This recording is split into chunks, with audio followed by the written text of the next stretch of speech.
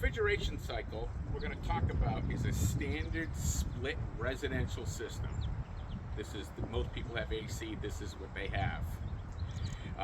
You have a condenser on the outside, like this, which includes the fan, the coils, and a compressor. Now it has all other electronic parts, but these are the mechanicals. On the inside of the house, you have a furnace, and the AC coil sits on top of the furnace. Now some systems have it at the bottom, mobile homes do, stuff like that, but we're going to go over with the standard that we see every single day. The coil is inside the house, the condenser is outside the house. This is for AC. So in order to make this simple, I've come up with an explanation that I've been using for years. And usually a glass box, but we're going to use a bag instead. So this bag, we're going to say is full of air.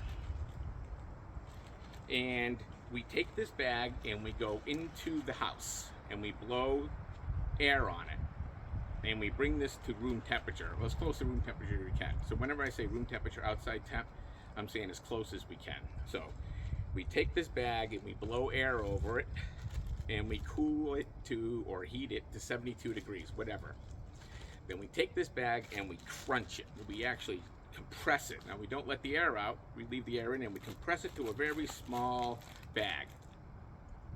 And in that little small bag now, the temperature in this is much hotter. And the reason is in this bag, it has a certain amount of molecules. Those molecules are moving around. Those moving around molecules are banging against each other, and we can sense that in temperature. Temperature is the form of energy that we're dealing with. Now when we crunch it really small, same amount of molecules, and the molecules are moving at the same speed as they did in the big bag, but now they have very limited room that they can be in. So they bounce together much more and causing more friction and more heat. So the little bag is going to be much hotter than the big bag. So we're going to say we get that little bag, we crunch it, and we get it to 200 degrees. Now these are just numbers that I come up with in order for the test. So now this little bag's sitting at 200 degrees, and the big bag before was 75. So we crunched it, get 200 degrees. Now we take it outside like we are right now, and we blow air over it, and we cool this bag to outside temperature. Now we're going to say the outside temperature is 100 degrees, which is pretty hot, especially in New Hampshire, because that includes 80% relative humidity.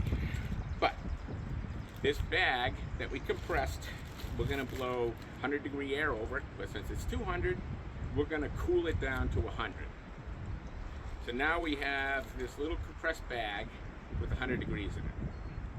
We go take this inside the house and we don't open up the bag, but we let it expand. We stop compressing it. Now the air in this bag has the same amount of molecules and the same speed it was running when it was compressed, but now the molecules are moving much slower because we removed the energy out of it when it was compressed and we blew air over it. So now the temperature inside this bag is going to be much cooler than the 75 degrees it started off with.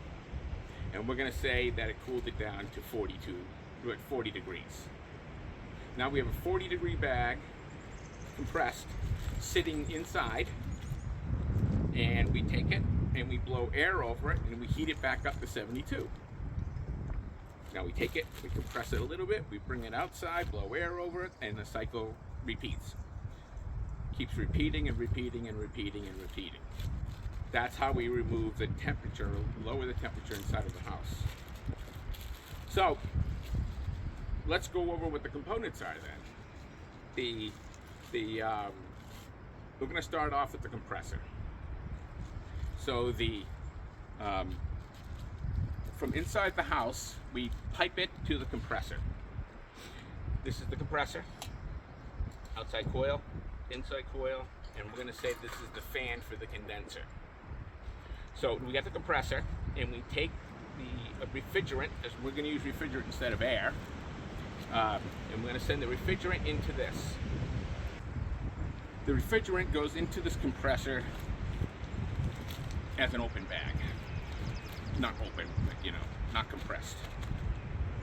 And we take the refrigerant and we compress it. Compress it down to the small bag. We don't open the bag so the refrigerant stays in the system. Press it down to a small bag. Hot small bag. Leaves the compressor, goes into these coils. These coils are inside your condenser, and I cut it so you can see what they look like. See all these holes, all these pipes. And we compress it. We take that compressed bag and we send it through these coils. That's the equivalent of us going outside and blowing air on the bag.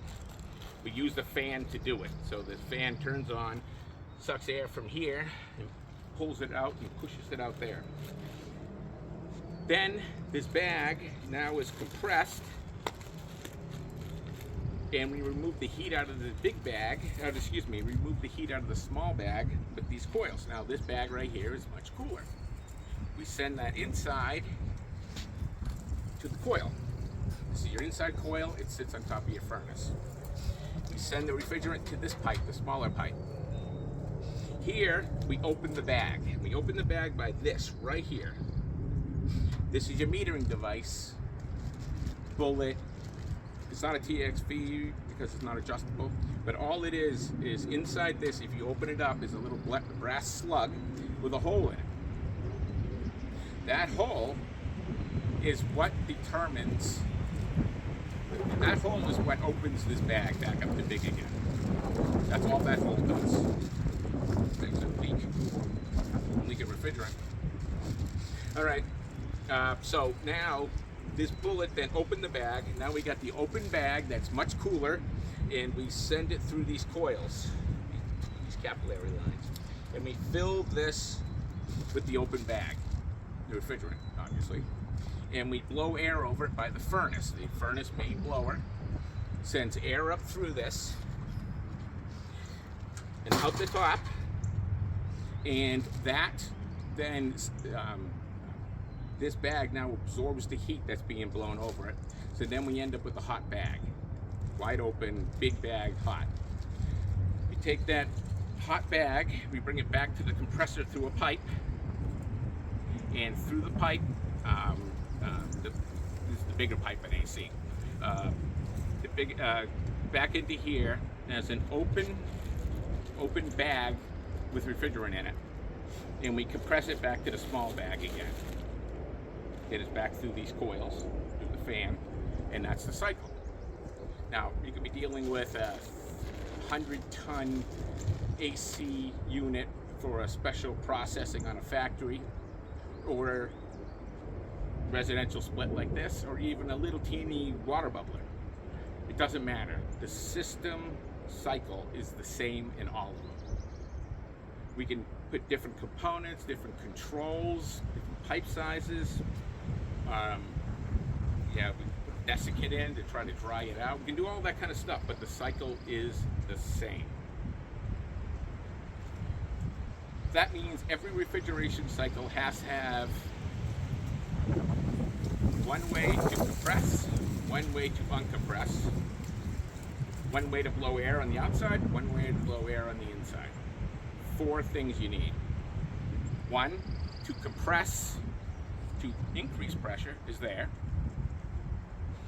Here, we remove that temperature by the fan, goes into the house, and we then move air to put the refrigerant back into heat. In other words, we're going to put air over it because the bag is colder. And when we send air over, we heat the bag up. In other words, we pull the energy from the air. And then it gets exhausted. So, increased pressure is there. Fan and condenser coil outside. The fan is the other part. Inside of the house, you have another fan. So, that's the way to remove heat from the room, remove heat from the refrigerant. So the fans do the removing of heat. compressor increases pressure, and the metering device, or bullet in this case, is what decreases pressure. Increased pressure, decreased pressure, air movement, air movement. That's all you need. So when you get to a refrigeration, air conditioning system that's not working, not cooling enough, whatever, first thing you need to do is establish airflow on the outside and on the inside. Once airflow is established, then you can go work on other stuff. But you can't establish airflow, don't bother doing anything else, because you're never going to get it right without airflow. And it's actually pretty simple. That's a refrigeration cycle in a nutshell, made really simple. Now we have mini ductless systems and all that kind of stuff where the TXV valve is actually on the outside, but yet it still has one. That's it. Simple.